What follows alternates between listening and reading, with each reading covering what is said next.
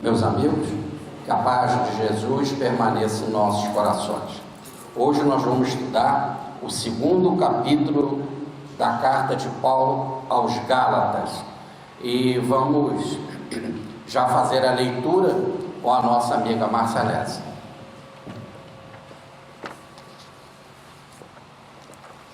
Dessa vez o texto não é do livro de Jerusalém, tá, pessoal? É da de Almeida. Carta de Paulo aos Gálatas, capítulo 2. Depois, passados 14 anos, subi outra vez a Jerusalém com Barnabé, levando também comigo Tito.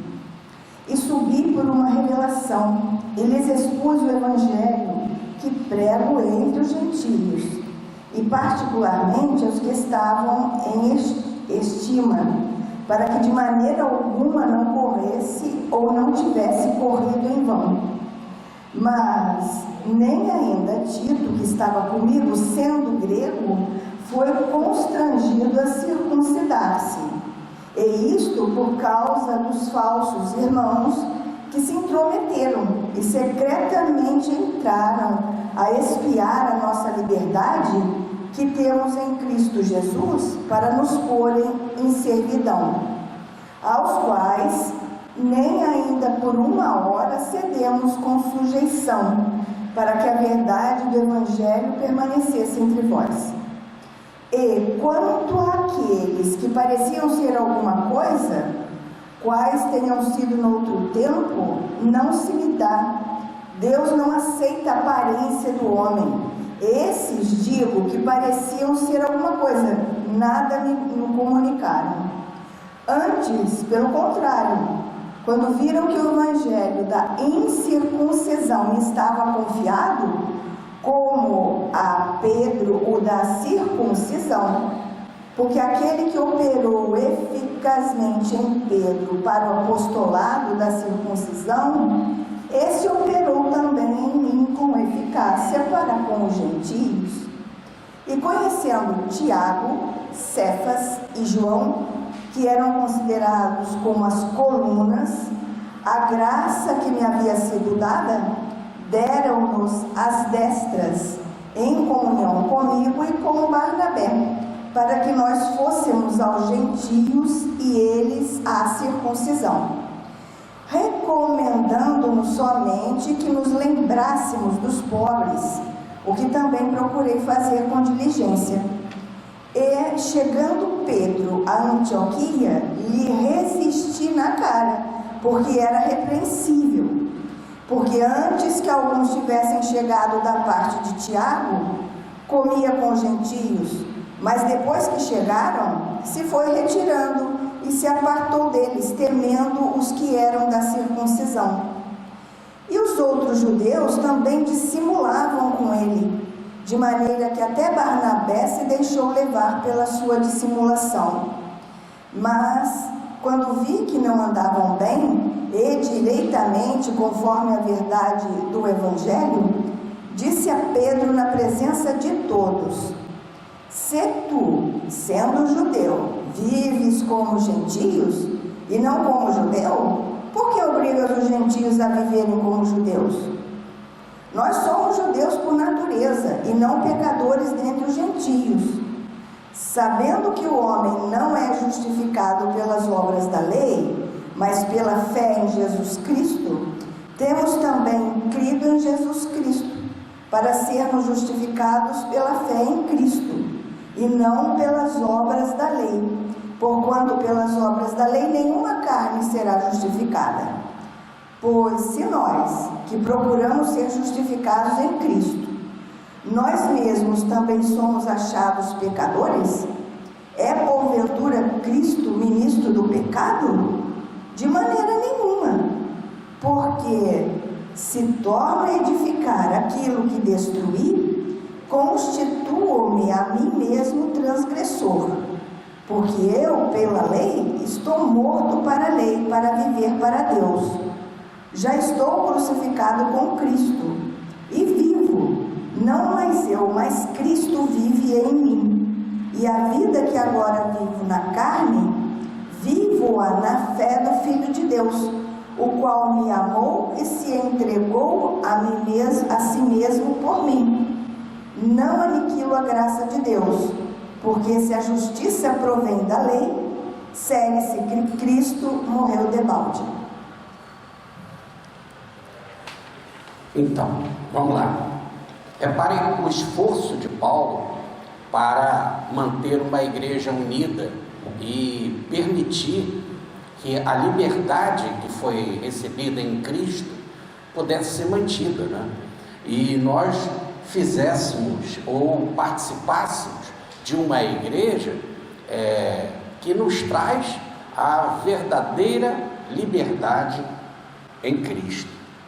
Repare como é que ele começa, e vamos resumir agora os versículos 1 e 2. 14 anos depois, aí se nós fizermos o estudo, os tempos de Paulo, né, e somando várias passagens, nós vemos que o caso Estevão aconteceu por volta do ano de 35 depois de Cristo.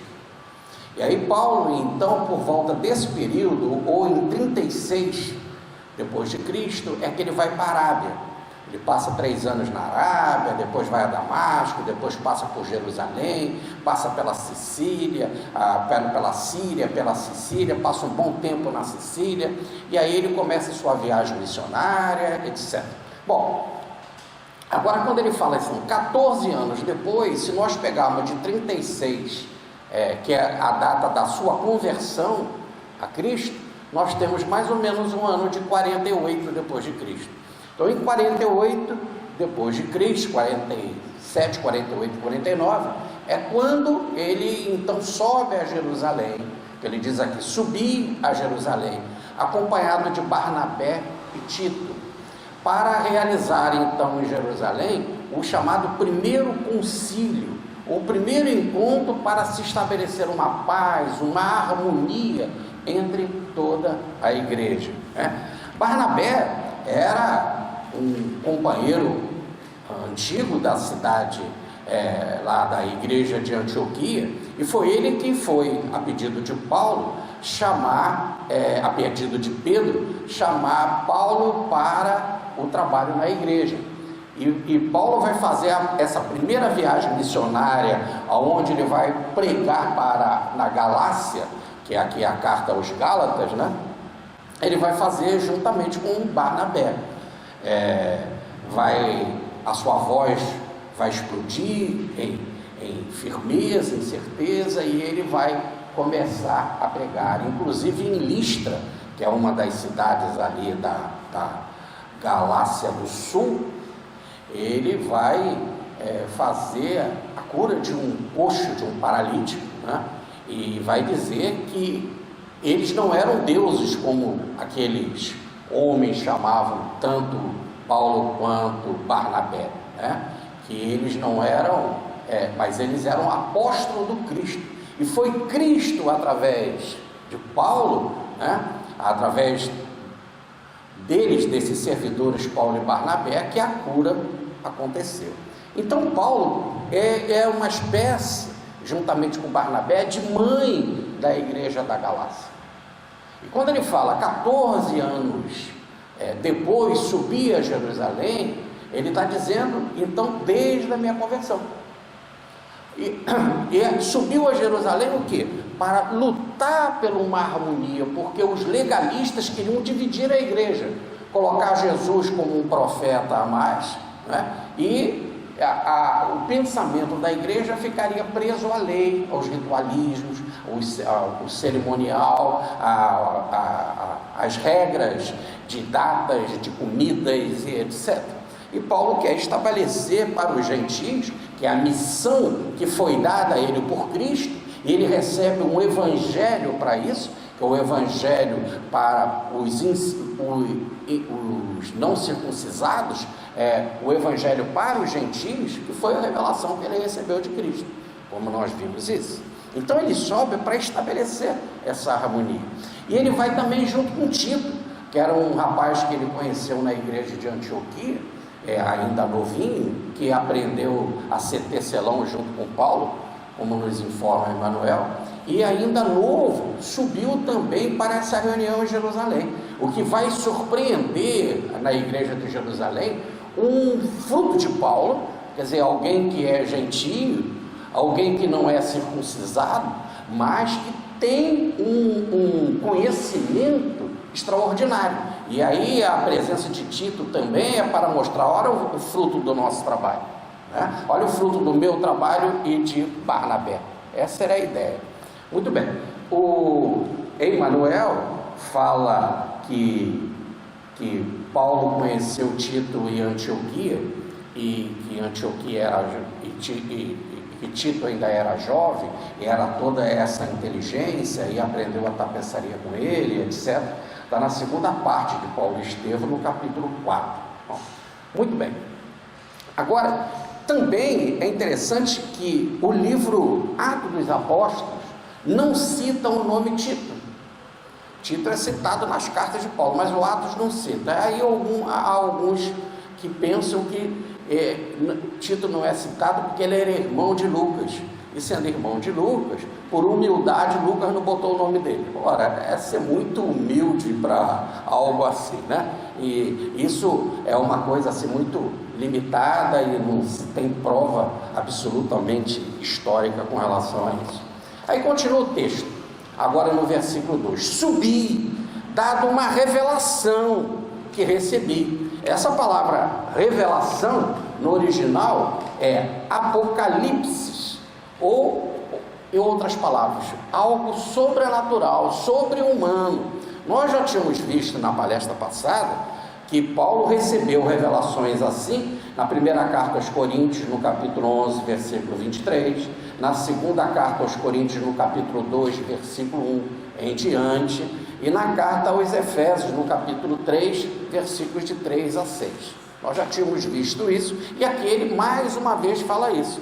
Foi uma revelação que o levou para lá. Quer dizer, ele não foi para lá para aprender nada, ele não foi lá para buscar um outro evangelho. Não, a revelação, quer dizer, a vontade divina, uma revelação espiritual, é que provocou essa ida. E aí nós vamos ver que esta provocação foi para que ele lá, expondo o evangelho dele, aquilo que ele havia recebido, que ele chama-se o meu evangelho, os judeus, ou a melhor, a liderança na igreja mãe, que é a igreja de Jerusalém, poderia então saber o que Paulo fazia e como ele tratava ou se relacionava com os gentios. O que passava também a ser interessante, para dizer assim, se alguém daí da igreja mãe quiser se relacionar com os gentios, olha como é que eu faço, né? E olha como que eu fui inspirado pelo Senhor, olha o fruto do nosso resultado, veja o caso Tito, tá certo? Então, é interessante que ele diz então que ele foi lá e foi procurar aqueles que eram destaque na igreja. E depois ele vai explicar quem são esses destaques, que é Pedro, Tiago e João. Ele vai lá para procurar esses destaques. A palavra no original é doquel. Doquel quer dizer aparência. Daí a palavra docetismo, o corpo aparente de Jesus, né? É a mesma ideia. Então é aparência, ou melhor, a aparência deles, ou que se vê externamente, eram os importantes, eram aqueles que eram destaques na igreja. Então, isso Paulo está querendo dizer que é por informação e como eles se conduziam, que eles eram importantes, mas é aparência, já ele vai trabalhar mais isso. E aparência, no caso, de pessoas respeitáveis, que foram fundadores da igreja.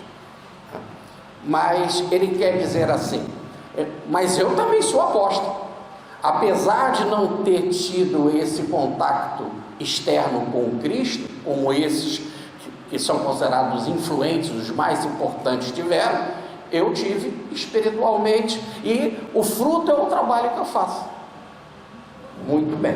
E ele também diz qual o objetivo, para que possa ver como eu corri e para ver que eu não corri em vão. Quer dizer, que esse meu trabalho também está em harmonia com o evangelho que eles pregam lá, que foi a mensagem que eles receberam de Jesus. Quando ele usa essa expressão aqui para mostrar que eu não corri em vão, ele está usando agora uma terminologia de olímpica, de atleta. Então é a corrida mesmo, a corrida. E quando você corre, você tem que, vamos botar aqui como eu botei aqui, que é um esforço em direção ao alvo. Ele queria chegar ao alvo, quer dizer, o resultado era levar o evangelho aos gentios.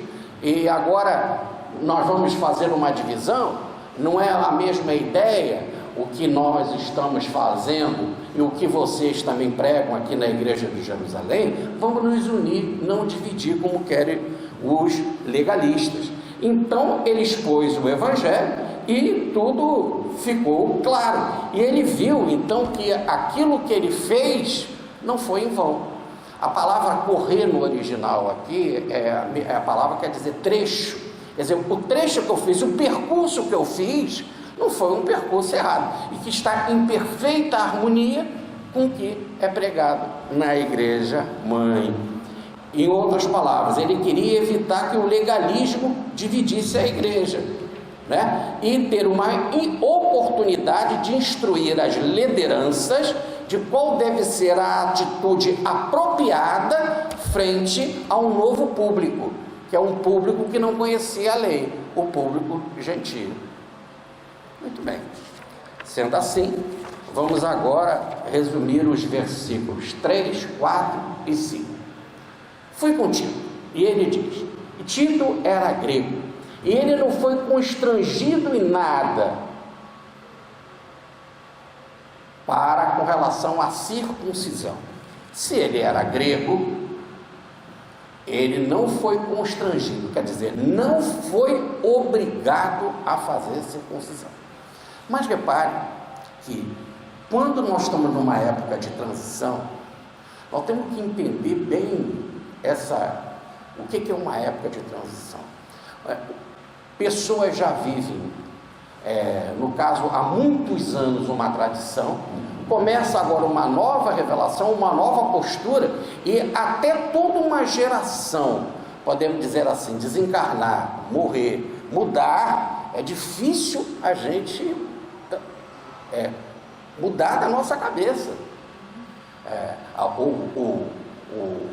A força de uma vivência, a força instintiva é muito forte. Então, porque estava num período de transição, ele quer dizer assim, Tito foi muito bem recebido lá, mas a situação é grave. Por quê? Porque os judeus não gostam de viver com gentio, e acham o gentio impuro. E se estava ali um gentio que foi com Paulo, diferente de um Barnabé, de um Paulo que era circuncisado, Tito não era. E a pressão ficou, agora ele vai ficar aqui na casa do caminho, vai ficar hospedado conosco, vai participar da nossa reunião, vai fazer comentários de como foi a sua conversão e como é a sua vida em Cristo na cidade de Antioquia. Aqueles que eram profundamente legalistas, mesmo convertidos ao cristianismo, mas ainda carregando todo um peso de uma tradição, se sentiam incomodados. Emmanuel, ele coloca que Pedro, e a gente sempre vê isso na vida de Pedro, agindo como uma espécie de intermediário, de alguém que quis botar assim, sossegar os ânimos, né? E ele prega então a possibilidade de Tito ser circuncisado. Não seria melhor? A reunião não correria melhor? Então não houve constrangimento, ele não foi obrigado, mas para facilitar, é como se estivesse dizer assim, vamos dar um passo na direção dessas coisas que são tão superficiais, que nem data, que nem carne, que nem tomar vinho ou não. Então vamos ser assim. Com relação a Tito, já que ele está aqui, Paulo concordou em ele ser circuncisado, e Tiago é que fez a circuncisão com todo o carinho, com todo, podemos dizer assim, com toda a consideração. A reunião fluiu melhor, e como houve esse ceder de Paulo, E esse ceder de Paulo abriu um espaço para que o resultado do concílio fosse melhor. E aí, como resultado do concílio, ele vai dizer: eu não cedi em um momento, para que, podemos dizer assim, a carta, resultado desse concílio, viesse a impor aos gentios a circuncisão. Então houve, podemos dizer assim, um ceder ali naquele momento, tá? Mas o resultado foi que a decisão do primeiro concílio não exigiu absolutamente nada em termos de circuncisão para os gentios. Quer dizer, o evangelho da verdade que Paulo pregava permaneceu coerente, em harmonia. Muito bem. Então, um outro exemplo nós vemos em Atos dos Apóstolos, eu citei na última palestra, no capítulo 16, versículo 3, com relação a Timóteo. Porque Timóteo, o seu pai era gentio, a sua mãe era judia, ele não era obrigado a fazer circuncisão, mas como ele ia ficar andando com Paulo, ele ia entrar nas sinagogas, ele ia pregar, para facilitar essa era de transição, Paulo recomendou, achou melhor, para facilitar a missão, que ele fosse circuncisado. Não quer dizer que ele coloca isso como algo importante, tudo bem? É apenas um facilitador numa época de mudança. E o Emmanuel conta com relação a essa circuncisão de Tito no capítulo 4 da segunda parte. Muito bem. Aí ele falou: qual foi a causa lá dessa reunião? E dessa talvez insistência, eram os irmãos falsos. Ali naquele grupo haviam muitos homens convertidos a Cristo, mas que carregavam todo o peso do judaísmo, todo o peso da tradição, que Paulo chama de irmãos falsos, e que eram verdadeiros espiões e que criaram atrito. Então é por causa desses que Paulo chama de irmãos falsos, que diz ele, que se entremearam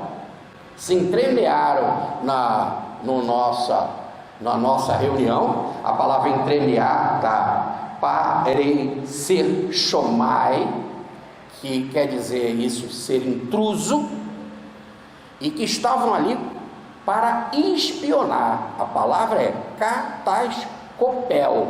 Kataskopel quer dizer espionar, olhar cuidadosamente, com malícia, para ver as atitudes. Então, dada essa situação, é melhor ceder um pouco e levarmos um resultado, que é o resultado do concílio, que seja favorável a todos. E o que eles queriam? Por que eles faziam assim, esses irmãos falsos? Ficavam ali de forma intrusa, espionando. Porque eles queriam acabar com a nossa liberdade em Cristo e voltar a nos escravizar. Com regras, com datas, com peso, com todo o formalismo da igreja, com toda a intransigência de um pai severo, e não da liberdade do pai, que é amor. Continua Paulo agora no versículo 5. Aqui, com relação a essa liberdade, eu queria falar uma frase de Lutero, que é muito bacana. Lutero diz assim, com relação ao Evangelho: não o que devo fazer. O Evangelho, não tem que procurar no Evangelho não o que eu devo fazer, mas o que Cristo fez por mim. Quando eu tenho que procurar o que eu devo fazer, eu entro em regras. Quando eu vejo o que Cristo fez por mim, é que eu vejo toda aquela liberdade de Cristo, que é a graça, que é o presente que me foi concedido. Linda essa frase de Lutero. E aí no versículo 5 diz aí, nem ainda por um momento sequer eu cedi. Cedi com relação ao resultado da reunião, veja bem, com relação à carta do concílio, em que pudesse nessa carta obrigar as pessoas a ter datas, a determinadas comidas ou a circuncisão. Por nenhum momento eu cedi. Quer dizer, aqui para nós, já que nós estamos num ambiente judaico, vamos ceder no caso do Tito. mas o resultado para os outros lá fora não pode ser assim. E assim realmente aconteceu, para que o evangelho da verdade fosse preservado. E aí eu concluo aqui dizendo: o relatório do concílio então não obrigou a nenhum judeu gentio ser circuncisado. Podemos dizer então, é essa liberdade que nós temos hoje. Que bom, né? E mesmo assim já colocaram tantas outras regras, tanto outro cerimonial, né? Já se inventou tanto jejum, quando que pode comer carne vermelha, quando não pode, né? Já se inventou o batismo, exigiu o batismo com água e etc, né? Casamento, sacramento no casamento, cisma e tantas regras. Tudo isso pode ser feito, mas nada disso é o evangelho da verdade, a libertação em Cristo. Até com relação ao batismo da água, que é algo que merece todo o nosso respeito, já em João, no capítulo 4, versículo 2, está escrito: os apóstolos batizavam, mas Jesus mesmo não batizava na água. Quer dizer, a liberdade total em Cristo. Por isso que Lutero fala: nós temos que procurar no evangelho não o que eu devo fazer, mas o que Cristo fez por mim. Qual foi a forma em que ele agiu? Agora vamos resumir os versículos 9 e 10. Paulo então esteve lá na igreja para esse concílio, para criar uma harmonia, e se encontrou com as colunas da igreja. A palavra no original é estulos. Estulos é a mesma ideia de pilar, os pilares da igreja. E ele vai nomear Tiago, Pedro e João. Aqui eu acho interessante que, dada essa estrutura, a palavra Tiago, o nome Tiago está na frente.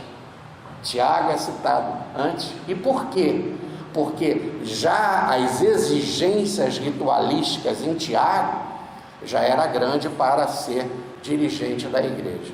E nós vamos ver isso já mais um pouco na frente, quando o Tiago, quando Pedro vai ter que se explicar na igreja porque que ele entrou na casa de um centurião, de um gentio, e fez lá a pregação do evangelho. Mas vamos deixar isso um pouco mais na frente. Mas aqui essas colunas estão lá estipuladas: Tiago, Pedro e João. E o texto fala: eles eram as pessoas reputadas. Aí reputados que tinham a aparência de alguma coisa, né?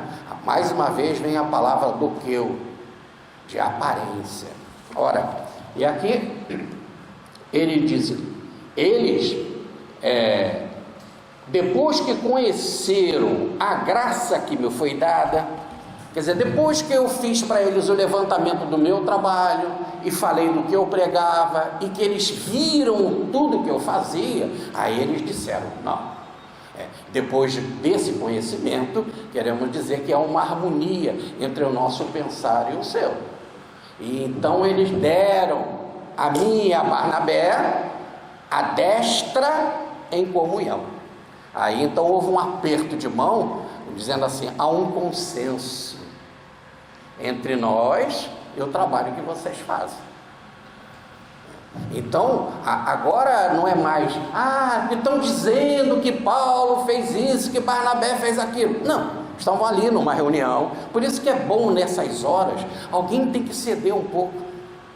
Ceder para que a reunião possa acontecer em mais paz e mais tranquilidade, para você poder entrar no espírito da palavra, conhecer o outro mais intimamente, e aí com o coração mais aberto, sem tanta racha, divisão, se entender. E é isso que ele está dizendo. Sim, a gente se entendeu. E olha, eles que têm toda aquela aparência, né, são os principais discípulos, os primeiros, etc., eles deram a destra como consenso, né, como concórdia, como a amizade, espírito de amizade. Nós já tínhamos falado aqui numa palestra na Carta aos Romanos sobre o beijo santo. Agora nós queremos falar do cumprimento, do dar as mãos como concórdia, como consenso, como amizade. E não só vou ficar na Bíblia, mas eu vou também mostrar algumas outras possibilidades. Por exemplo, no conhecimento judaico, essa experiência de dar as mãos como um consenso vieram dos persas. Muito bem, esse conhecimento veio dos persas. Mas vamos lá. A destra para nós, eu e Barnabé, irmos aos gentios, e para que eles, as colunas, né, e outros lá da igreja, pudessem ir para os judeus. Sobre dar as mãos nas Escrituras. Primeiro livro de Macabeus, no capítulo 6, versículo 58. Capítulo 11, versículos 50, 62 e 66. Capítulo 13, versículos 50 e 60. No segundo livro de Macabeus, no capítulo 11, versículo 26. Capítulo 12, versículos 11 e 13. Capítulo 13, versículo 22. E capítulo 14, versículo 19. Agora vamos falar fora das Escrituras. Por exemplo, entre os romanos, a própria moeda, numa moeda romana, vinha escrito assim, num aperto de mãos, com a destra, com a mão direita, né? Perdeu, consenso. Então, acordo. Muito bem. Agora vamos voltar ao judaísmo, porque nós vamos colocar agora esse aperto de mão feito por Deus. Agora é Deus, quem vai fazer o juramento e dizer: juro pela minha destra, ou juro pela minha mão direita. E essas passagens são interessantes, porque está no livro de Ezequiel, no capítulo 20, versículos 5 e 6, em 2 versículos seguidos, e no capítulo 36, versículo 7. E também no grande profeta Isaías, no capítulo 62, versículo 8. Fizemos essas várias citações para que a gente pudesse estudar depois com calma, né, através da gravação. Mas olha que interessante, no final, eu deixei por final essa coisa de Deus jurar pela própria mão dele, pela mão direita. Juro pela minha mão. Muito bem. E nós tínhamos colocado em quarentena uma passagem de Paulo na palestra passada, no capítulo 1 de Gálatas, em que Paulo faz um juramento. Ele jura que ele não mentiu com relação ao Evangelho da Verdade. E nós colocamos em xeque essa passagem, dizendo com todo o respeito que Paulo merecia, mas que Jesus diz que a gente não deveria jurar de forma nenhuma. Tá certo? Ora, mas o Yahvé do Antigo Testamento, nós já vimos isso, né? Que o Senhor do Antigo Testamento é o próprio Jesus. Ele mesmo fala: se não acreditardes que eu sou, que era o nome que ele deu a Moisés, morrereis em vossos erros. E por 7 vezes ele fala: eu sou, né? Ora, se ele é o Senhor, e fala muito bem os nossos irmãos da Igreja Universal, Jesus Cristo é o Senhor.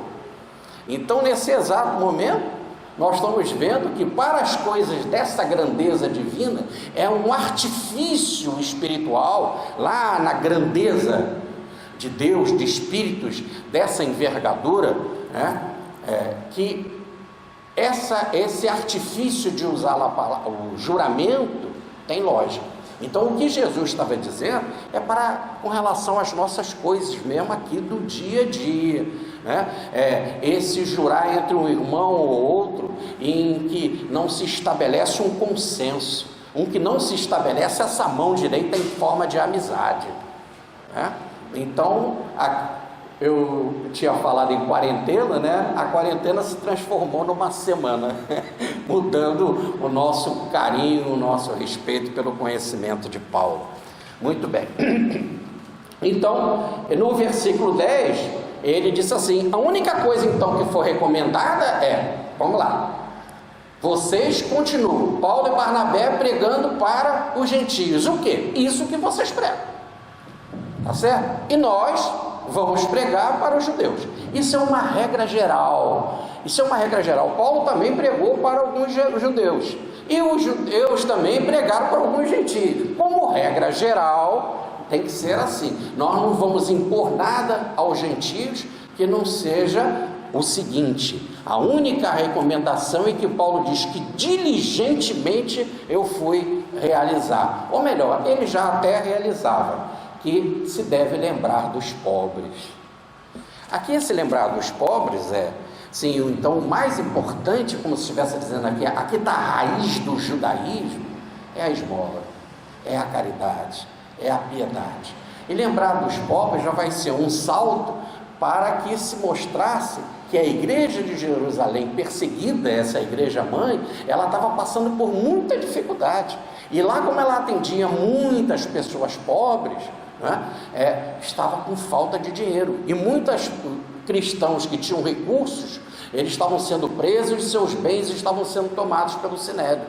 E Paulo então vai começar, juntamente com os irmãos da Macedônia, da Acaia e etc., os irmãos de Corinto, para arrecadar dinheiro para ajudar os pobres da igreja de Jerusalém.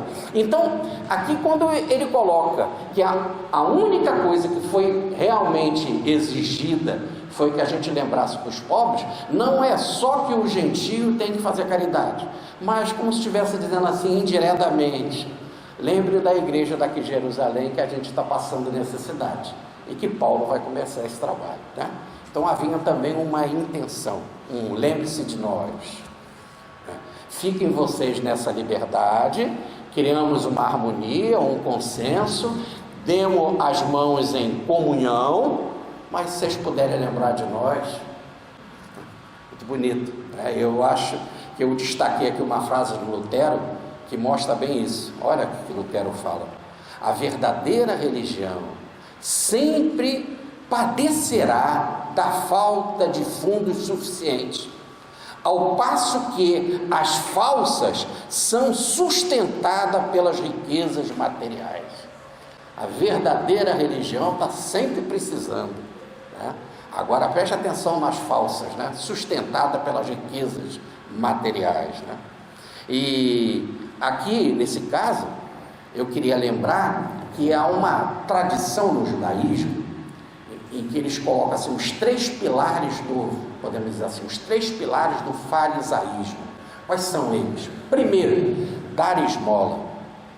Segundo, servir no templo, é o cerimonial, servir no templo. E terceiro, estudar a Torá. Em outras palavras, estudar o Antigo Testamento. É hora que eles botam, então, em primeiro lugar, a esmola. Então, essa recomendação aqui é cuidar dos pobres, né? Cuidar da necessidade dos pobres, num documento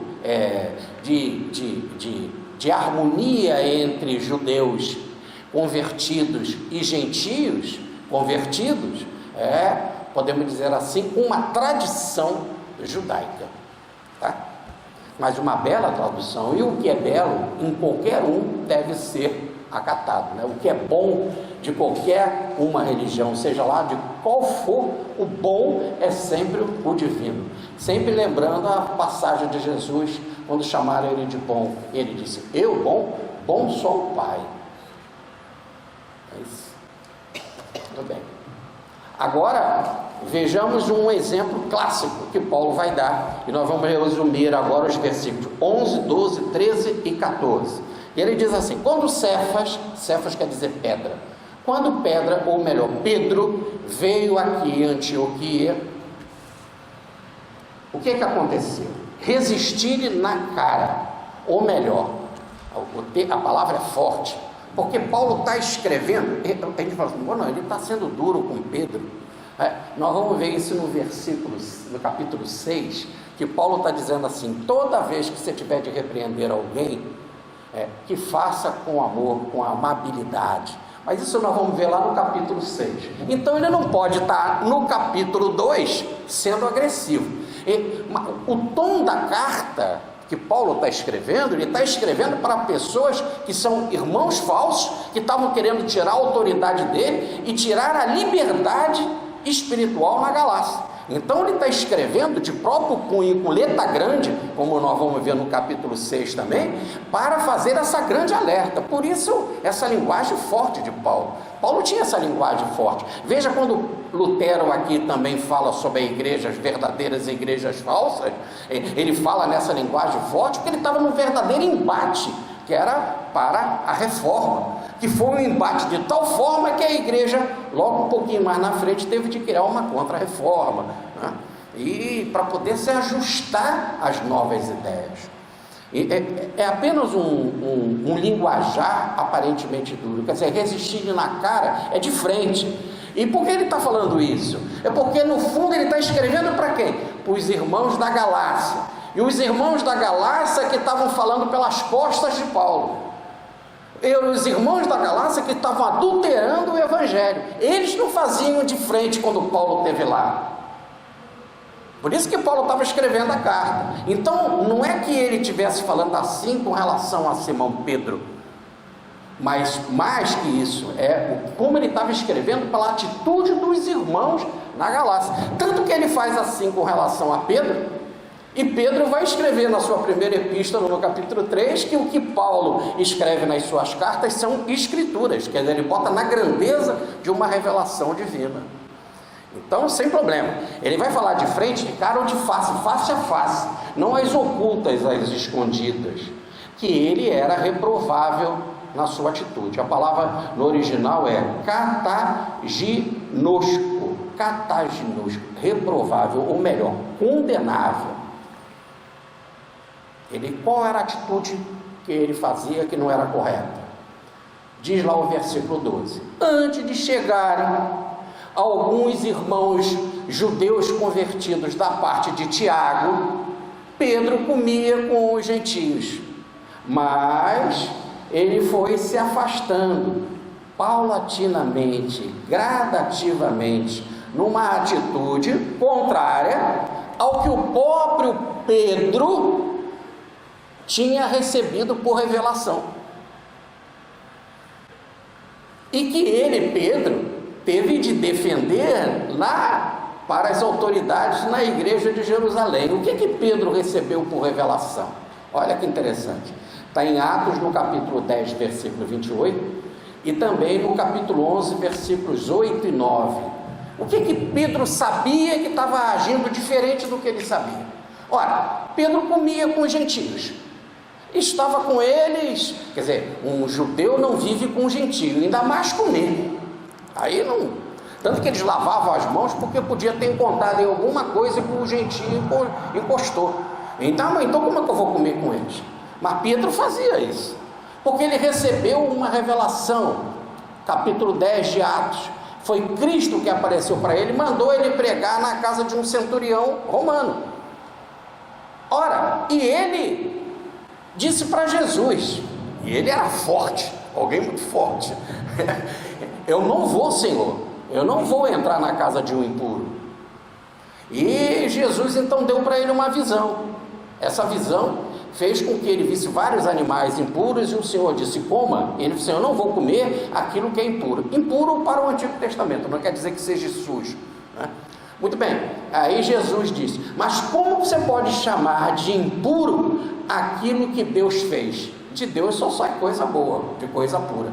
Aí ele compreende, ele sai desta visão, vai na casa do centurião, prega para ele, para toda a família dele, e ele vê que línguas de fogo desceram dos céus, que eles ficaram tomados das coisas santas. Igual como ele e os seus irmãos do judaísmo receberam no Pentecostes esta revelação. Ele, Pedro, viu que não teve diferença. E quando ele chega lá na igreja mãe, ele é repreendido porque ele foi na casa de um centurião, e ele então teve de defender. Esse é o capítulo 11, aí ele defende, fala da visão, fala do que aconteceu lá, e fala que não houve diferença no recebimento da revelação. E ele diz: porque Deus não faz acepção de pessoas, não faz diferença. Então Pedro sabia. E agora Pedro, quando foi visitar a igreja de Antioquia, aliás, igreja também idealizada por ele, quando ele veio lá, e Paulo trabalhava lá, ele merecia ser condenado, ser reprovado, E para mostrar que o evangelho era verdadeiro, o que se pregava ali era igual para todos, face a face, quer dizer, não foi às escondidas, aos ocultos, como uma fofoca. Ele foi reprovado no que ele fazia. Por quê? Porque quando chegaram esses enviados, que se dizem enviados de Tiago, mas que são pessoas rígidas, judeus convertidos de forma rígida, e usavam também o nome de Tiago para isso, e não é que estavam usando o nome de Tiago. Tiago já tinha dado um consenso e tinha dado as mãos, dizendo que o que você prega é verdadeiro e que continue assim. Essa é a missão que você recebeu. O evangelho da graça já tinha sido levado a Tiago e ele compreendeu. Então ali aqueles homens estavam se fazendo passar em nome da autoridade de Paulo para criar uma contenda. Pedro se deixou levar e paulatinamente começou a se afastar. E sendo Pedro quem era, a origem da igreja de Antioquia, na liderança de Pedro, o mau exemplo era grande. Então era uma atitude condenável e deveria se dar exemplo para muitos. E acontece que diz Paulo, olha o que faz um exemplo, olha aquilo que nós falávamos na vez passada do bode branco que arrasta as ovelhas para o matadouro, né? Outros judeus convertidos começaram a se afastar também, e Paulo se surpreende, até o irmão Barnabé também começou a se afastar. Ora, Barnabé que começou a missão com Paulo, Barnabé que fundou ali as igrejas na Galícia, Barnabé que era dirigente da igreja de Antioquia, ele que foi chamar Paulo para trabalhar em Antioquia, está me mudando. Olha a força de uma tradição. Então era necessário tomar frente com relação a isso, né? E ele disse que o que eles estavam fazendo era uma dissimulação. Dissimulação, essa palavra no original é upocrisis, ou melhor, que deu hipócrita. Eles estavam fazendo uma representação, era um fingimento, não era um papel verdadeiro. Externamente estavam agindo assim, né? Mas diferente daquilo que eles sabiam interiormente. Estavam representando, estavam sendo artistas e estavam prejudicando, porque muita gente estava voltando à escravidão da lei, né? E essa é a maior escravidão, mais do que uma circuncisão, mais do que a regra de comer isso ou não comer aquilo, mais do que a ideia de data, tem que se fazer no sábado, no domingo, ou dia santo, dia isso, dia aquilo. Agora eram irmãos que não sentavam mais juntos. Olha como a situação era grave, olha o perigo. E ele vai falar lá no capítulo 5, nós vamos chegar lá no capítulo 5. Estavam se mordendo, estavam se atacando, estavam se devorando mutuamente, os irmãos da Galácia. É o que vai acontecer lá na Galácia, e Paulo estava dizendo, olha o que aconteceu aqui em Antioquia. Aí isso é mais grave, porque eu já não vivo num amor fraterno com o outro. Eu agora não é porque ele segue um princípio e eu sigo outro, eu não fico com ele, eu não sento com ele. E continua Paulo então, viu Paulo, né, que eles não andavam retamente conforme o evangelho que eles conheciam, o evangelho que foi autorizado entre os gentios, né? Disse isso a Pedro, perante todos. Se tu, judeu, vive e come com os gentios e não como judeu, por que obrigas o gentio a viver como judeu? Tem coerência? Se você está vivendo aqui como gentio, senta e come com ele, agora muda de ideia. E mudando de ideia, você quer obrigar o gentio a viver como judeu? Porque você é uma liderança. Se você é uma liderança, vai dar exemplo. E se você vai dar exemplo, o gentio vai pensar assim, será que eu não estou errado? Será que eu não devo me circuncisar? Fazer a circuncisão? Será que eu não devo seguir regras de data, de comida? Porque quando você vai cedendo a uma determinada coisa, depois vem outra. O espírito das trevas não sossega. E a treva tem pressa. Ela sabe que a vitória de Cristo é garantida. Aliás, as trevas falam assim para Jesus, né? Lá no caso do cemitério dos Gadarenos. Sei quem és, seis que é filho do Altíssimo. Mas, mesmo sabendo quem era Jesus e filho do Altíssimo, eles tinham prazer e queriam ficar ali naquela obsessão miserável, dominando um homem num cemitério, em atitude de vingança. Então, as trevas sabem muito bem e ela age conscientemente e para destruir. E tem que agir rápido, porque sabe que a vitória é que o reino de Deus está próximo. E quando puder atrapalhar, vamos atrapalhar. E Paulo então teve de tomar uma atitude assim, firme. Ele explica mais agora. Agora ele vai fazer um debate com Pedro, né? Preste atenção, Pedro. Nós, os judeus por natureza, ou melhor, que temos a descendência biológica para ser judeu, diferentemente dos outros, né, dos gentios, nós não somos os pecadores como os gentios. Agora ele está dizendo como o judeu pensava, gente. Como o judeu pensava, gente? Ele pensava que o gentio, quer dizer, o pagão, que o pagão ou era um pecador. E que nós, de natureza judaica, falamos assim. Mas veja, ele então vai lembrar, no versículo 16: sabemos que o homem nenhum é justificado por obra da lei, sim, pela fé em Jesus Cristo, ou melhor, mediante Jesus Cristo. Quer dizer, nós que somos judeus e que muitos dizem que nós somos diferentes porque nós temos a lei e os gentios não têm, os gentios são pecadores. Veja, nós temos um conhecimento, nós, e ele está dizendo, eu, Pedro, Barnabé, né? Que conhecimento que nós temos? Que não são as obras da lei, quer dizer, cumprir essas regras cerimoniais, que nós seremos salvos. Que nenhum homem, ou como ele vai falar no versículo, que nenhuma carne ou nenhum homem é salvo por cumprir esses rituais. E só se é salvo realmente quando se une a Cristo e vive o amor. Essa é a justificativa. O que o homem é justificado? Ser justificado em Cristo é receber. Esse é um princípio muito forte em Paulo de Tarso, né? Que é o princípio da justificação. O que é o princípio da justificação? É que nós ganhamos um presente que é Cristo. Esse presente é tão maravilhoso que nos deu, independente dos nossos erros, a aprovação. Você está aprovado, você agora é meu. E se você é do Cristo, não é porque você é perfeito, é porque Ele te ama de tal forma que, como diz Paulo, Ele deu a si mesmo por amor a todos nós.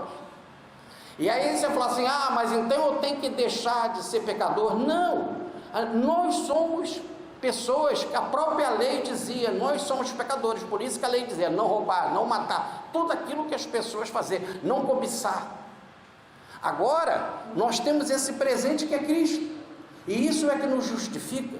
Aí você fala assim, então eu não preciso fazer obra do bem, obra da caridade. Não, você ganhou esse presente, você está livre. Aí você fala, então eu não tenho que fazer nada, nenhum bem para ajudar ninguém. Não, você está livre. Você está livre em Cristo. Agora preste atenção, porque aqui que está o nó. As pessoas pensam então que agora a gente não tem que fazer caridade, amar o outro, fazer o bem, viver um espírito de harmonia. Não, não é isso que te salva. Se você fizer o que você quiser, tá certo? Não é isso que vai te salvar. O que te salva é mediante Cristo, é o amor de Cristo, esse presente que Ele veio nos resgatar e nos dá a justificação. Veja, você comigo será salvo, em mim será salvo. Agora, quando você está em harmonia com Cristo e aceita Cristo, como que você aceita Cristo e não vai praticar o bem? Como você aceita o Cristo e não vai fazer a caridade? Como você aceita Cristo e não vai ser útil ao outro? É a tua natureza em Cristo que te faz assim. Agora não quer dizer que é porque você faz essas coisas que Cristo vai ser obrigado a te salvar. Não, é o contrário. Ele já te deu a salvação. Ele, quando veio aqui, ele diz: aqueles que me seguirem, aqueles que me amam, que fizerem o que eu vos mando, venham e sigam. Eu sou o caminho. Pronto, a gente entra nesse caminho. Agora, quando você entra no caminho do Cristo, você tem que fazer as coisas do Cristo. É um processo natural. Muita gente pensa, então, que conforme que eu vou fazendo bem, Deus vai ter que me pagar. É uma dívida divina. Deus não te deve nada, tá claro? Você só vai fazer o bem porque ninguém pode viver em Cristo sem fazer o bem. É diferente, tá certo? É de graça, por isso que é uma graça. Isso que é a ideia da justificação. Então diz Paulo, não tem nenhuma obra que você possa fazer que vai te justificar. Você já é uma pessoa que a própria lei diz pecadora. Então o que te salva é viver em harmonia com Cristo. E quando você vive nessa harmonia, você automaticamente faz o que Cristo faz, porque você é um com Cristo. Logo, deixemos as vaidades. Olha como diz Jesus: depois de fazer tudo aquilo que devemos fazer, devemos dizer: somos servos inúteis, não fizemos mais do que obrigação. Não é o teu fazer, é a tua união com o Pai, com Cristo, ou mediante Cristo, tá certo? Então, diz Paulo, nós judeus achávamos que nós éramos melhores, que nós tínhamos a lei com relação aos gentios, que eles eram os pecadores. Mas nós sabemos que não é assim. Nós sabemos que nada da lei pode nos salvar, que o que nos salva é, como ele diz aqui, é a fé em Jesus Cristo, é a união em Cristo. Fé aí está no sentido de união em Cristo. E nós também cremos que nenhuma carne, ou melhor, nenhuma pessoa, nenhum encarnado poderá se salvar ou ser justificado se não tiver um com Cristo. Muito bem. Então vem o versículo 17: mas se procuramos buscar ser justificado em Cristo, nós encontramos-nos como pecadores. Então Cristo é ministro do pecado. Olha, ele está fazendo aqui um ataque assim pesado. Você não tinha lei, Paulo? Pedro? Você e Pedro, Barnabé e aqueles outros judeus que estavam se afastando dos gentios. Ora, vocês não tinham a lei? Tinham a lei. E vocês não deixaram a lei para seguir Jesus? Se vocês deixaram a lei para seguir Jesus, é porque vocês se achavam o quê? Não completos, se achavam pecadores. E agora vocês foram procurar Jesus. Ora, e se é assim, foi Jesus que tirou vocês do pecado? Então Jesus é ministro, ou melhor, alguém que prega, um ministro, é um servidor do pecado? Não, diz ele, de modo nenhum. Tira isso. Jesus não tem nada a ver com pecado. Nada. Pecado não tem nada a ver. Paulo está dizendo aqui. Coisa extraordinária. O que tem a ver? Quando Cristo veio, as pessoas já estavam no pecado. Ele vai explicar no capítulo 3 na frente, que antes foi dado a Abraão, sem a lei de Moisés, o nome de amigo. Os descendentes de Abraão também seriam amigos de Deus. Mas as pessoas viveram no erro, começaram a não curtir, a preservar essa amizade. Cerca de 400 anos depois, teve de vir a lei. Aí a lei veio dizendo para não colocar outros deuses no culto, para não roubar, para não matar, para não tomar a mulher do próximo, para não cobiçar. E aí quando a lei veio para dizer isso, ficou estabelecido que o homem vivia no pecado, e que só tinha um jeito então dele sair do pecado.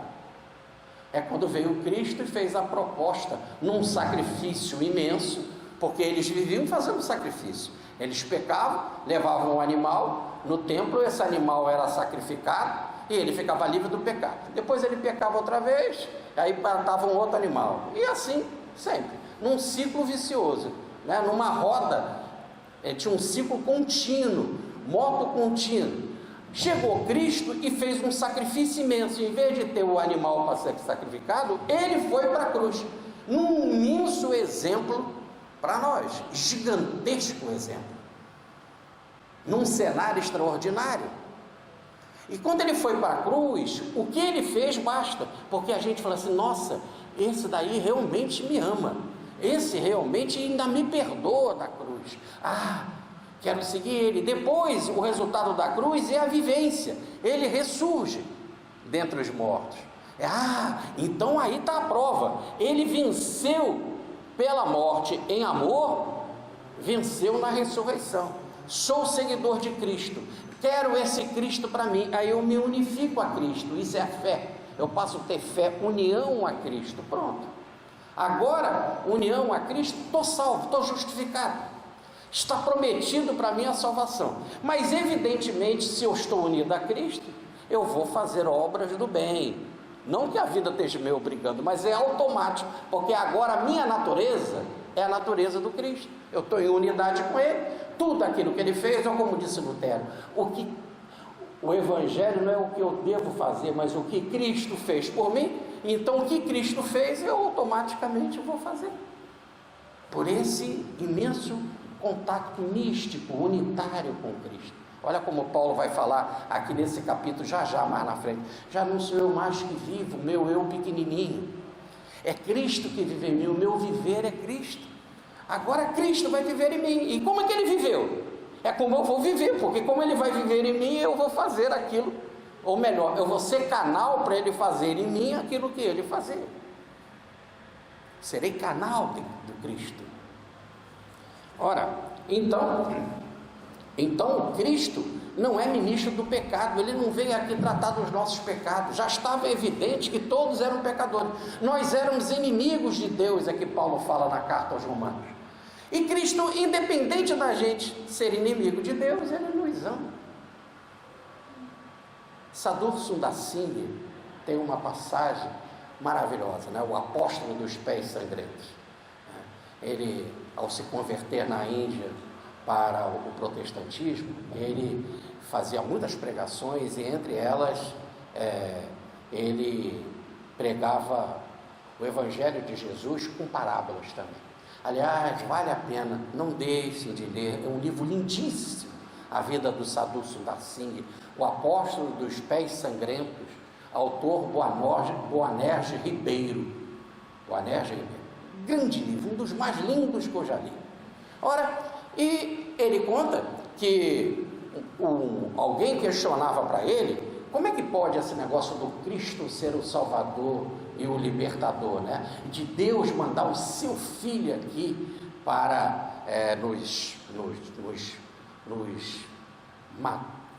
para nos salvar. E nunca lá, eles estavam dizendo, nunca aqui na Índia a gente tem essa ideia do nobre pegar o seu filho e mandar para uma missão de sacrifício, mas Deus mandou o seu filho. Como entender isso? Aí ele pegou e mandou um exemplo, né? Chamou lá esse nobre para um passeio de barco num determinado horário, e foi fazer um passeio junto com esse nobre, né? E com esse Brahmo, com esse Marajá. E quando ele estava fazendo esse passeio, ele combinou com alguém fazer um boneco igualzinho o filho desse nobre, né? Botar as roupas também igual do filho. E conforme o barco venha passando a distância, ele vai pensar que era o filho dele. E um homem violento começava a dar uma surra nesse boneco e arrebentar esse boneco. Ele lá no barco, à distância, ele ia pensar que era o filho dele, né? Quando ele viu uma atitude daquela, que o filho estava sendo espancado na praia, ele pulou na água.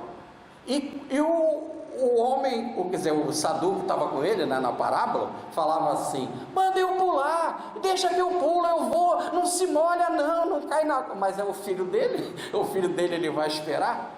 Então é a mesma coisa, somos filhos de Deus, Deus vai esperar, ficar mandando, ele mesmo vem aqui. Quer dizer, essa era a ideia. E ele, como evangelho, ele acreditava na crença da Trindade. né? Então ele diz, ele mesmo veio aqui entre nós, agiu por amor. É isso que Paulo diz, né? Cristo por mim fez isso por amor.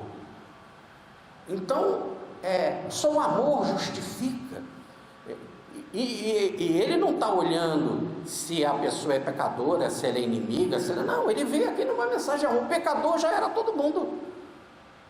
Diz o Emmanuel no livro Consolador, na pergunta 243, o único que aqui na terra passou em linha reta sem pecado foi o Cristo. Então ficou claro a nossa responsabilidade, e o Evangelho veio independente dos nossos erros para nos amar. Agora, depois que você aceita Jesus, aceita o Evangelho, é um com Ele, você leva uma vida de amor a Ele. Então, o Cristo não é ministro do pecado. A lei evidencia o pecado e não Cristo. Nós já éramos pecadores. De certo, o Cristo não veio trabalhar o pecado. O que Ele veio trabalhar foi o amor. Ele veio trabalhar foi o amor. Vamos para os versículos 18 e 19. E aí veio mais uma explicação da reprimenda que ele estava fazendo com a Pedro, né? Se volto a edificar aquilo que destruí, constituo-me eu mesmo como um transgressor. Pedro recebeu de Jesus a missão de entender que os gentios não são impuros. Ele percebeu, e o Cristo mostrou para ele em visão. Ele vai, visita a casa de um gentio e vê o gentio em línguas de fogo, convertido a Cristo da mesma atitude que eles, os judeus, tiveram. Eu agora, então, Pedro, vou sentar com gentios, comer com gentios e viver fraternamente com eles. Agora não faço mais, paulatinamente vou me afastando, vou deixando o trabalho que faço e vou seguir as regras do judaísmo. Com isso vou arrastando outras pessoas, inclusive o Barnabé. Olha o que Paulo está dizendo. Se eu volto a edificar, a construir aquilo que eu destruí, que foi esse legalismo, né? Fica bem claro então que eu sou um pecador, um transgressor, alguém que rompeu a linha. Vamos explicar. Se eu era judeu e achava que o gentio era pecador, Cristo aparece para mim e prova, pela uma visão, que os gentios não são pecadores, e eu começo a comer com os gentios. Daqui a pouco eu largo e volto para aquela ideia antiga que eu havia destruído, que a visão me ajudou a destruir. Significa duas coisas. Primeiro, se eu abandonei a lei, e se a lei que é verdadeira, Pedro, e você abandonou ela por alguns instantes para ficar com os gentios, está claro, se para você agora, você quer cumprir a lei, que a lei é algo verdadeiro, você foi um transgressor da lei, porque por alguns tempos você abandonou a lei. Agora, se você vai voltar para lá, e vai tentar reconstruir aquilo que você destruiu, quer dizer que você viu que estava errado, que a visão te mostrou, agora também você vai ser um transgressor com relação a Cristo. E ser transgressor com relação a Cristo é muito maior, muito mais grave. Olha a sua atitude de vacilação, Pedro. Não é certo. Continua agora no versículo 9. Eu morri para a lei. Eu morri para a lei. Olha como Paulo agora, aquilo eu não só destruí lá e edifiquei no cristianismo, mas eu morri para a lei. Se eu morri, acabou o peso da lei com relação à minha pessoa. Foi o exemplo que nós demos na vez passada. Uma pessoa está condenada a 20 anos de cadeia. Com 1 ano de cadeia ela morre. A responsabilidade do juiz aqui que condenou ela por 20 anos acabou. A morte anula esse compromisso. Então diz Paulo, o compromisso que eu tinha com a lei é como a morte, morri, acabou, não tem mais compromisso. Ele vai dar um exemplo, e lá na carta aos Romanos do caso de um casamento. Veja, uma mulher casa com o marido. Nas regras judaicas, da lei judaica, ela tem que ser submissa ao marido.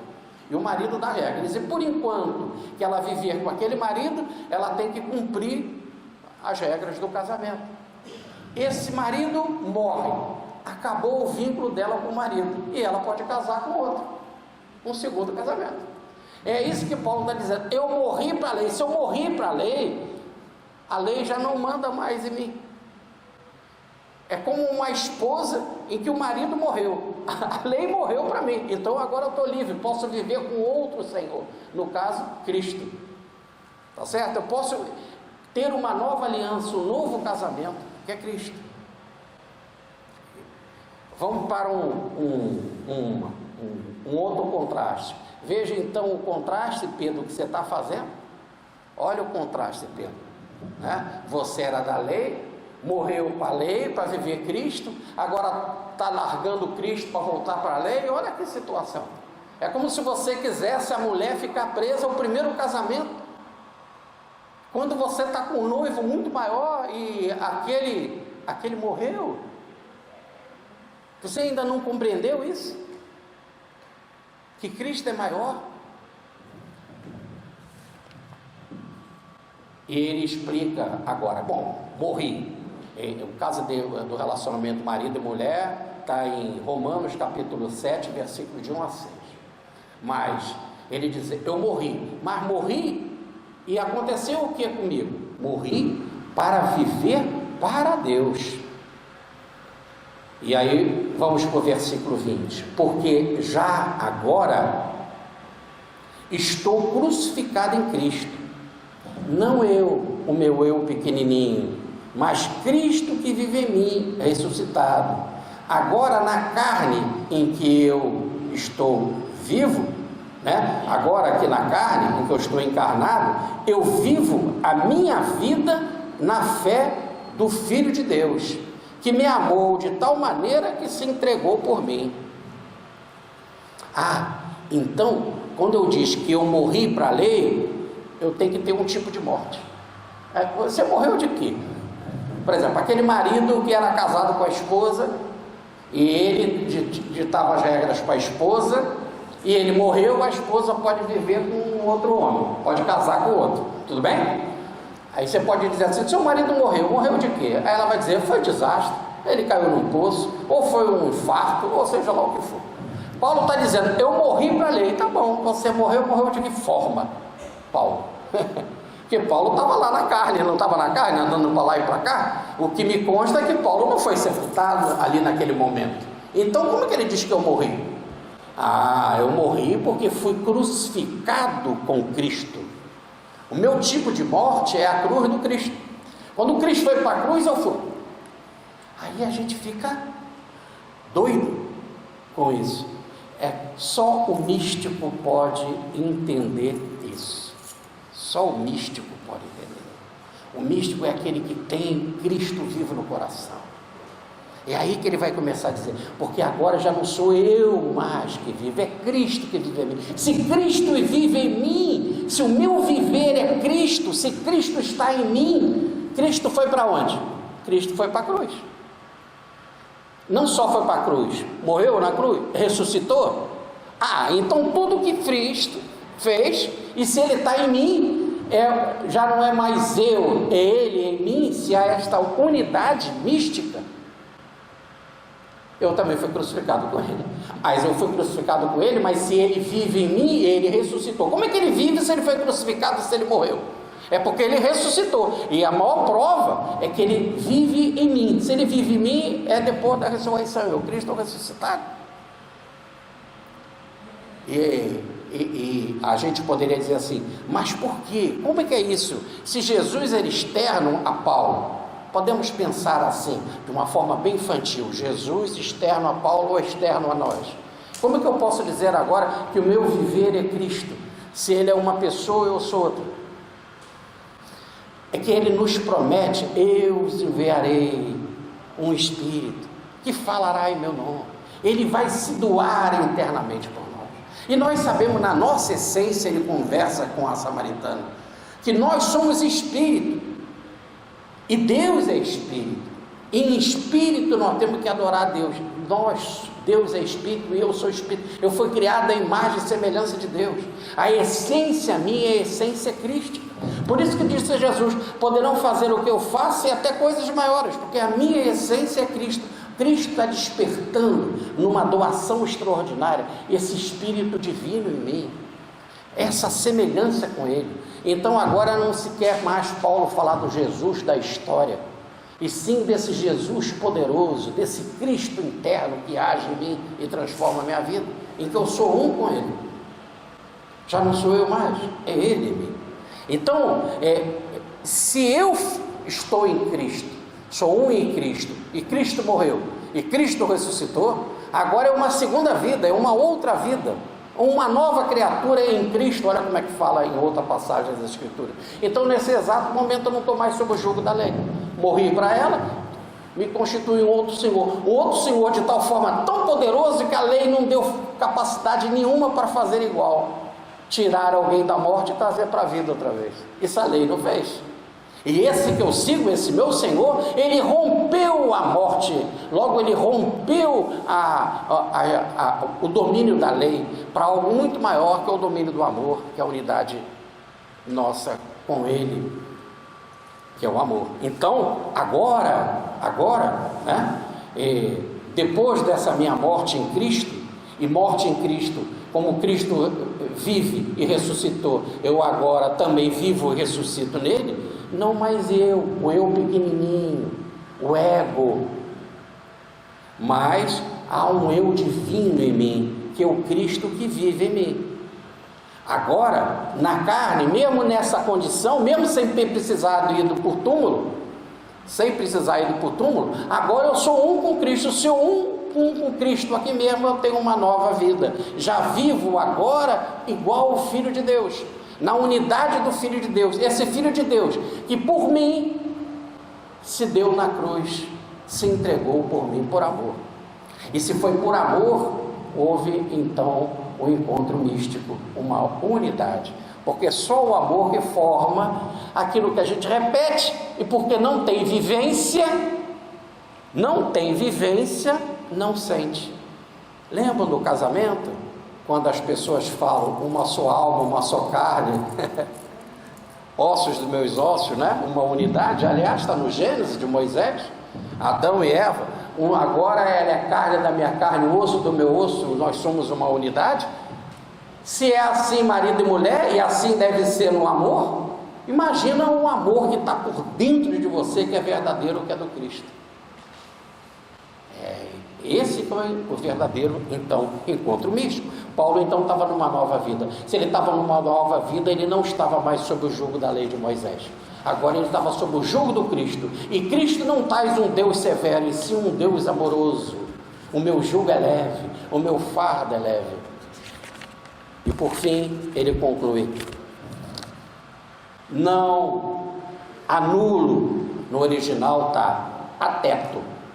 Não anulo, ou melhor, não ponho de lado, não rejeito essa graça de Deus que me foi dado, esse presente divino que é Cristo, não rejeito. Então ele está dizendo para Pedro assim: Pedro, eu não anulo, eu não volto atrás, eu não abandono esse presente. Tem muita gente que ganha um presente e depois passa para outra pessoa, né? O presente que eu ganhei, que é Cristo, não anulo, diferente do que você está fazendo.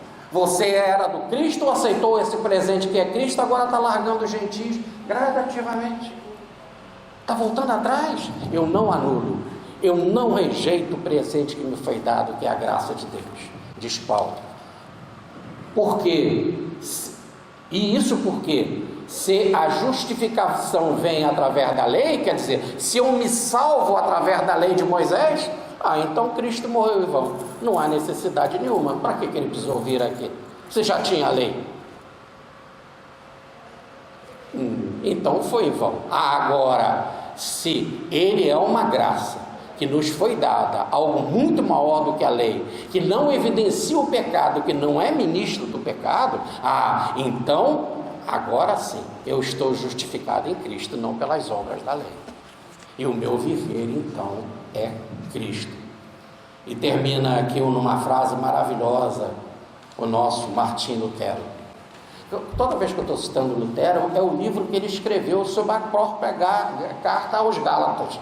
Ele amava essa carta, tá certo? E olha o que diz Martim Lutero: como poderei comprar com 1 centavo o que custa milhões de dinheiros? A lei vale 1 centavo. Quando a confrontamos com Cristo, seria eu tão embotado a ponto de rejeitar a retidão de Cristo, que nada me custou, fazendo-me um tolo, na tentativa de obter a retidão da lei que o próprio Deus desdenhou? Porque enviou algo maior que a lei, que é Cristo. É algo assim tão grande e sintetizador desse capítulo que eu peço, venha a vocês para reler outra vez Lutero. Como poderei comprar com 1 centavo o que custou milhões de dinheiros? A lei vale 1 centavo quando a confrontamos com Cristo. Serei eu tão embotado a ponto de rejeitar a retidão de Cristo, que nada me custou, é de graça, é a graça, é o presente de Deus, fazendo-me um tolo na tentativa de obter a retidão da lei, que é pesada, que quando eu não cumpro manda me matar a pedrada, e que me desafia todo dia no mal. Seria eu um tolo na tentativa de obter a retidão da lei, que o próprio Deus desdenha, porque enviou um presente muito maior que é Cristo? E enviou não é porque a lei deve ser desconsiderada, porque ele já tinha prometido Cristo antes da lei. Foi a promessa a Abraão, que nós vamos ver no capítulo 3, é a promessa que ele faz a Abraão. Então Cristo já é antes da lei, por isso que ele mesmo diz: antes de Abraão ser, eu sou. Ele é antes da lei, e a lei veio porque não sabíamos nos comportar, e ela teve de coibir o pecado. A lei veio porque já éramos pecadores. Agora veio um presente de graça que não me custa nada, que custa milhões, que não dá nem para eu pensar, que a gente chamaria de banco de Deus, e eu quero voltar para o centavo da lei, para a pequenez. Nós somos livres em Cristo, é o que diz Paulo. E essa gloriosa liberdade dos filhos de Deus custou muito, custou o imenso sacrifício de amor que ele fez por todos nós, independente de quem somos. Muita paz, fique com Deus.